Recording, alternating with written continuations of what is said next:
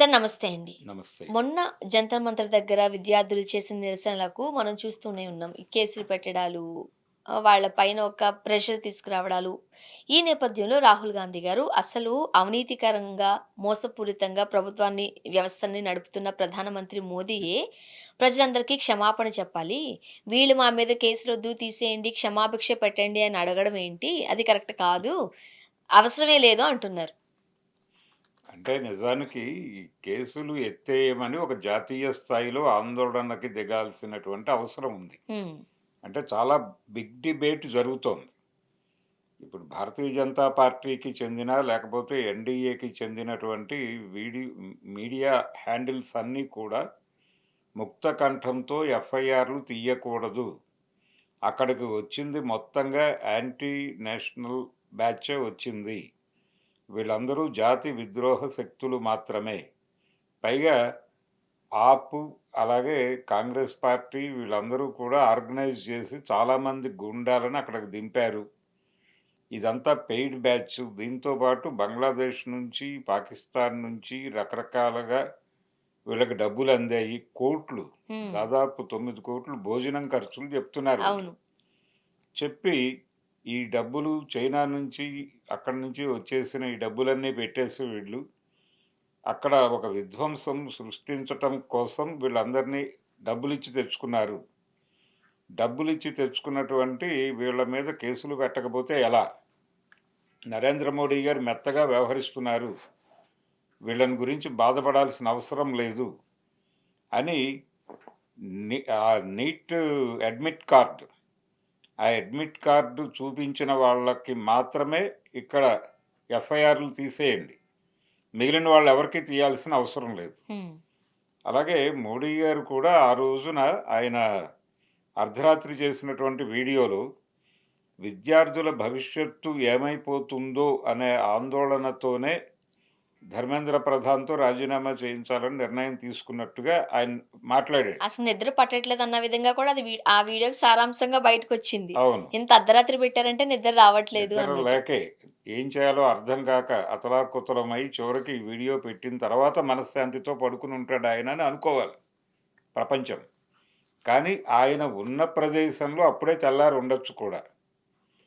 అలాగే ధర్మేంద్ర ప్రధాన్ తన రాజీనామా లేఖలో కూడా చివరి పేర అదే రాశాడు.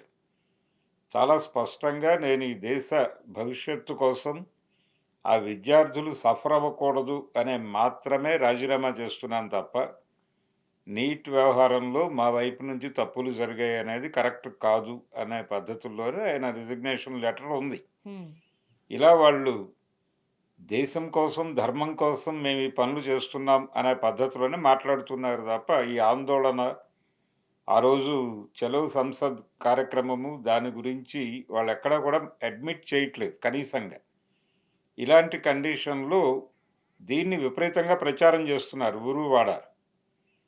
ఈ ప్రచారం చేస్తూ ప్రభుత్వం చాలా స్పష్టంగా ఉంది, ఉండాలి అని చెప్పి మీడియా హ్యాండిల్స్ అన్నీ ఘోష. రెండో వైపు వాళ్ళ మీద ఎఫ్ఐఆర్‌లు తీసేయకూడదు ఎట్టి పరిస్థితుల్లోనూ. అక్కడ చాలా విధ్వంసం జరిగింది. సీసీ కెమెరాలు బద్దలు కొట్టారని కొన్ని ఫోటోలు తీసుకొచ్చి పెడుతున్నారు వీళ్ళు. పెట్టి ఈ రౌడీ ఎలిమెంట్స్ అందరినీ తీసుకెళ్ళి లోపలెయ్యాలి అనేది గొడవ చేస్తున్నారు వీళ్ళు.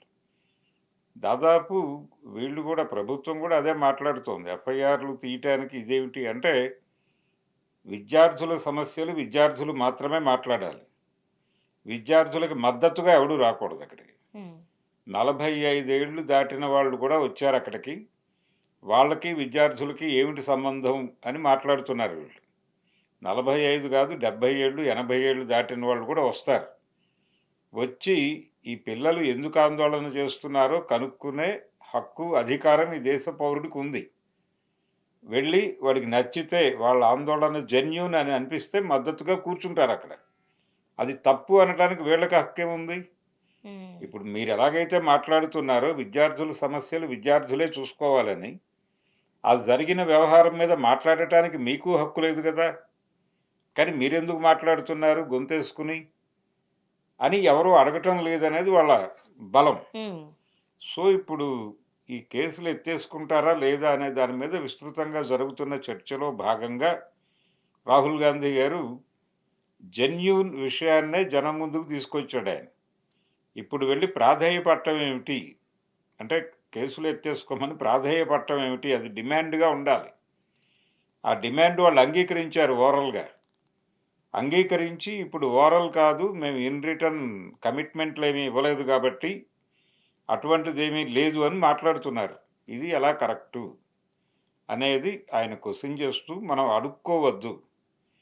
దీనికి సంబంధించి మనం సాధించుకోవాల్సిన అవసరం ఉంది. కానీ నిజం చెప్పాలంటే ఇప్పుడు నీట్ ఎగ్జామ్ మా ఇంట్లో వాళ్ళే రాసారు సరే, మన పిల్లలే రాసారు. హ్మ్. వాళ్ళతో మనం కూడా సంఘీభావం ప్రకటించి అక్కడుంటాం. అలాగే తోటి పిల్లలు కూడా వచ్చి కూర్చుంటారు. వాళ్ళు నీటే రాయాల్సినంత అవసరం లేదు కదా! ఎందుకంటే రాసే పిల్లల కన్నా పక్కనున్న వాళ్ళకే టెన్షన్ ఎక్కువ. ఈడెలా రాసొస్తారా? ఈ పాప ఎట్లా రాసొస్తదా? అర్ధరాత్రి వరకు చదువుకున్న వాళ్ళకి కాఫీలు అందిస్తూ, టీలు అందిస్తూ ఆళ్ళకన్నా సగం టెన్షన్ వీళ్ళకుంటది. అలా కుదరదని చెప్తున్నారు వాళ్ళు. ఎవరి బాధలు వాళ్ళే అట్లా ఎట్లా పడాలి. కుదరదు సార్. ఎవరి బాధలు వాళ్ళే పడాలి. ఎవరి ఆందోళన వాళ్ళే చేయాలి. మీ ఇంట్లో అంటే ఎవరింట్లోనైనా గాని ఒక భార్య ఆందోళన భార్యే పడవలెను. భర్త ఆందోళన భర్తే పడవలెను. భార్య గురించి భర్త ఆలోచించకూడదు. భర్త గురించి భార్య ఆలోచించకూడదు. పిల్లల గురించి వీళ్ళిద్దరూ ఆలోచించకూడదు. హ్మ్. అన్న పద్ధతిలో మాట్లాడుతున్నారు వీళ్ళు. ఇది దుర్మార్గం. అంటే చీల్చేయటం. చీల్చేసి టార్గెట్ చేయటం. అంటే మనం గతంలో బ్రిటిషోళ్ళ గురించి మాట్లాడుకునేవాళ్ళు. విభజించు, పాలించు అనే పద్ధతిలో డివైడ్ అండ్ రూల్ అనే పాలసీతో వాళ్ళు దేశాన్ని కంట్రోల్‌లోకి తీసుకున్నారు అని చెప్తూ ఉంటారు. వీళ్ళు చేస్తోంది అదే. అంటే కంపార్ట్‌మెంటులుగా చీల్చేసి ఏ కంపార్ట్‌మెంట్‌కి ఆ కంపార్ట్‌మెంట్ మీరు బతకండి.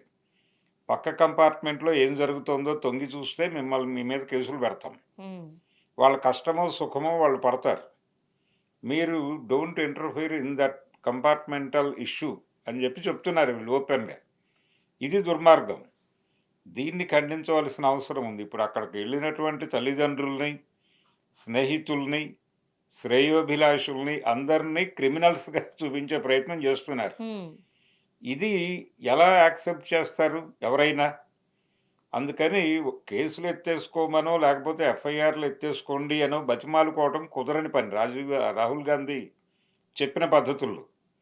దానికోసం ఒక జాతీయ స్థాయి ఆందోళనని విపక్షాలన్నీ కలిసి మొదలుపెట్టాలి. ఇది కేవలం కాక్రోచ్ జనతా పార్టీ ప్రోగ్రామ్ కాదు. సరే.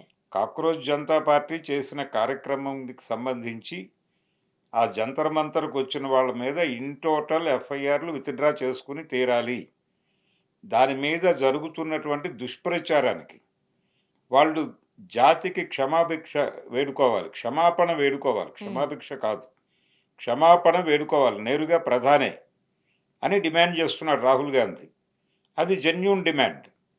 ఆ డిమాండ్ మీద ఇమ్మీడియేట్‌గా కాంగ్రెస్ పార్టీ పూనుకుని ఇండియా కూటమి పార్టీలన్నిటితోనూ కలిసి ఒక సమావేశం ఏర్పాటు చేసి దేశవ్యాప్త ఆందోళనకు ఎక్కడికక్కడ ప్రతి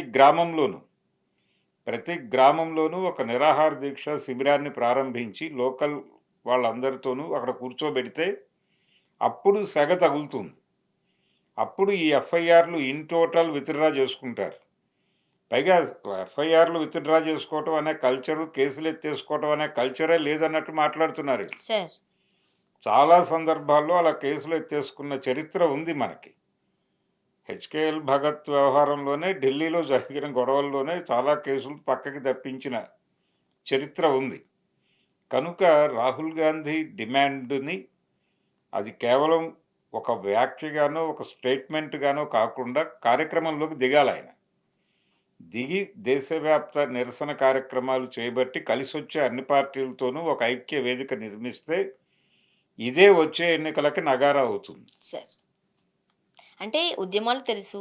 పిల్లలు అంటే ప్రతి రాష్ట్రంలోనూ ఏదో ఒక విషయానికి సంబంధించిన ఉద్యమాలు జరుగుతాయి. అందులో స్టూడెంట్స్ ఉంటారు. వాళ్ళని ఇలా ఇబ్బంది పెట్టడం మాత్రం తప్పు. ఎవరైనా ఇప్పుడు ఈ మాట అన్నవాడు సార్.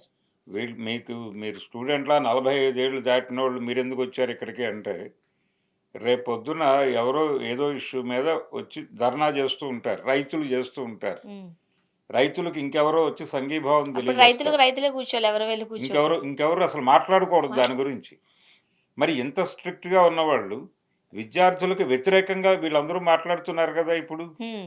మరి వీళ్ళని గూడా లోపలెయ్యాలి గదా! ఈ సోషల్ మీడియా హ్యాండిల్స్‌లో సార్. విపరీతంగా వాళ్ళ మీద బురద జల్లుతున్నటువంటి వాళ్ళు చాలామందున్నారు. వీళ్ళందరి మీద కేసులు పెడతాను అంటే, అప్పుడు కొంత మేరకు ఆలోచించొచ్చు. అన్ థాంక్ యూ సార్.